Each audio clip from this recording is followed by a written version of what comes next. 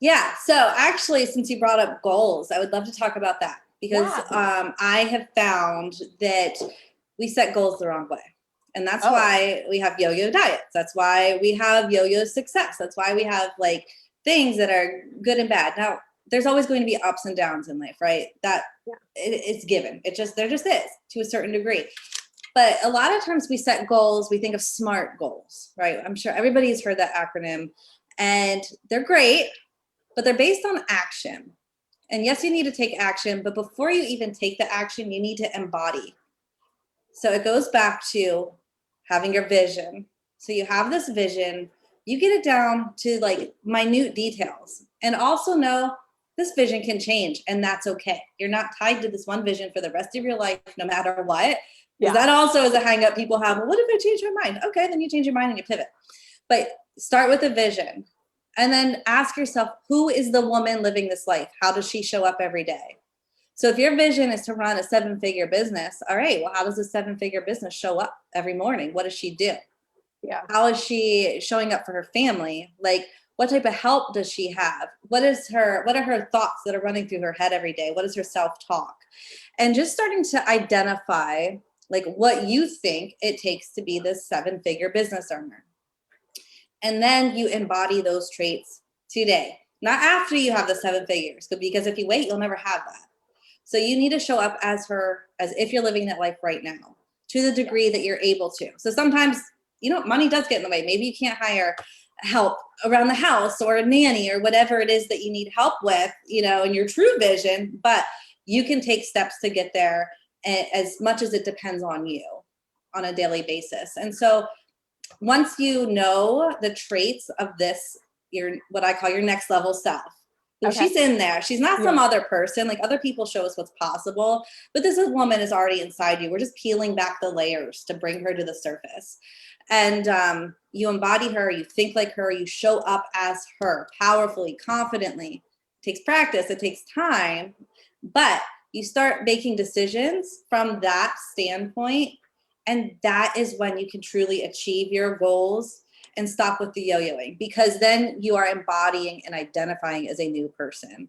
But that allows long-term success. And when you do find yourself slipping, right, you just go back, you go back to your vision, you go back to embodying that woman again and again and again. And it retrains your brain, your mind actually at a subconscious level. So that way it's not fighting you anymore and trying to keep you as the person that you are. It's allowing this new way of being to slowly kind of creep in and mesh with your life. And, Yeah. the other thing is like when you are creating this new identity for yourself, and you are choosing how you're going to show up with your thoughts every day, they also have to be believable for you. Okay. So sometimes you have to kind of build a bridge to what your ideal thought is. If you are, let's say, just starting out in business and you're like, I Yeah. want to make $1 million, that might seem like too far-fetched for you to like ever truly believe right away. So instead of saying that, you can kind of baby step it there to, you know what, it could be possible for me to make $1 million someday doing what I love. And so just start by making it a possibility. When that feels comfortable, then you step it up a little more. Like, I am going to be a 7-figure earner. And then when that feels really comfortable, you step it up even more. Like, I'm already a 7-figure earner in my mind. I'm just bringing it into reality. And so sometimes we have to baby step our thought process as well. Can you help me think out loud with this? Like for a brand new VA who's starting out, like not like loving her hourly rate, like how would we apply that to that type of work and what we charge? I have a VA who is a client of mine who started with me in her second month of business, just at the end of last year. So actually, I have the perfect thing because we started with a deep dive session. And Okay. she's like, well, maybe in 5 years, like I'll hit my financial goals. And in 2 years, I can bring on some subcontractors for help. And I'm like, that's not how we're thinking about this, sister. Like, we are like, you are the CEO right now. Like, you're the CEO of your business. You're running the show. What do you really want? What do you really want? And then we're going to double that. And then we're going to take your time frame and like, why don't you just test out bringing on a subcontractor for a couple months, like next month? And she did. And guess what? She's hitting her financial goals years ahead of what she ever thought was possible. So yes, you're going to start somewhere. You're going to build your experience. You're going to build your testimonials and your portfolio.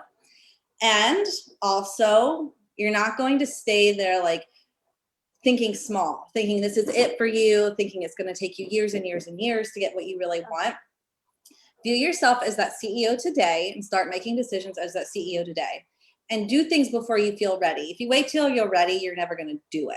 It's just like having kids or buying a dog or whatever it might be. Like, you don't really feel totally ready for that. But once it's here, you make it work. And so the same with your business. Like decide like, I'm going to try this. Maybe I'm going to bring somebody on for 3 hours of help next month. And it might take half of what I earned last week, but I'm going to embody the CEO and experience what that feels like. Now, everybody's financial situation is different. I would do this on a case-by-case basis, but kind of, just getting used to, I'm going to start before I'm ready. I'm going to go out on a limb. I know this is possible for me. And then taking the practical steps to get there. Oh my gosh, I love that. And I see that all the time, especially in some of these business owner Facebook groups. They're like, I'm going to start a podcast in 2 to 5 years. I'm like, do it. Just do it. Like, I just want to get in there and shake them a little, like start doing that now. And I love how you peeled that back and made it practical and doable and slow. I totally agree with that. You don't want to like jump too fast, too quick, but doing that in those little chunks that make sense and allow you to test it out. And this is perfect because every single freelancer out there, you're going to have tasks you don't want. You're going to have tasks you outgrow. So wouldn't it be great to have somebody already on your team that can take off that? And you probably won't be watermarking photos in a year. So let's just call it what it is and get it off your plate now. Well, and here's the thing I told her too. It's like, all right, you want to wait until you're busy enough to hire help, but you're going to be so busy then you're not going to have time to train somebody how to do the things. So start now while you're slower, right? While you don't have a full client roster and you have the time to set up standard operating procedures and systems in your business and all the other things that are going to make it easy then for you to train people in the future.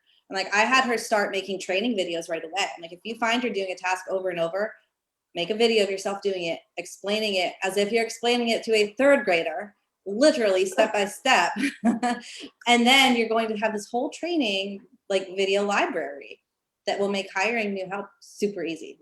Oh my gosh, I love that. If only all of the job postings that came this way were like that, but too often they are like already in the middle of a burning fire, launching like yesterday and haven't like taken the time to do that. But I love that us as the digital service providers, we already know because we've been there, done that, and we can do things differently and we can use that to our advantage to get ahead. So that's awesome advice. Yeah. And it's easy to fall into, like, if you've been in it a little bit longer, like, oh, I wish I would have done this from the start. We all have those thoughts like, oh, if only I would have known. But now that you know, you can do better, right? As with everything in life. So just start with where you're at. Start like sprinkling in things here and there. Start really embodying that next level version of yourself today in small steps. So like in the morning when you wake up, just ask yourself, how does my next level self show up today? What does she have on her to-do list? And then do it. I love it. And I love that whole concept of your next level self, because there's always going to be a next level too. It's kind of a little meta. It just keeps going and going. It does. So what about when your next level self is going to be charging more? Like, how do you get to those bigger rates? Because I'm sure you've been there in your own business, or you're upping your rates. Like, when is it okay to start charging more?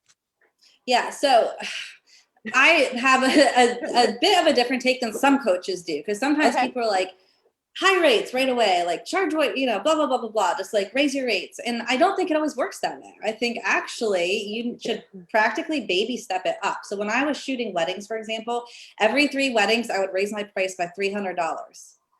And then until it got difficult to sell at the price point I was at. So like I found, because there's a market for everything, especially like in a locally based wedding photography business, years ago, I reached my maximum, like my cap, to where too many people were saying no because of the price, even though they loved my work.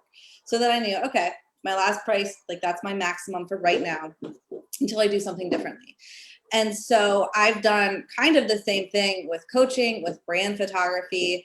I, had my starting out rates so I could get killer testimonials. I could develop systems. I could really hone in on my craft and become truly an expert at it. And then I started raising my rates.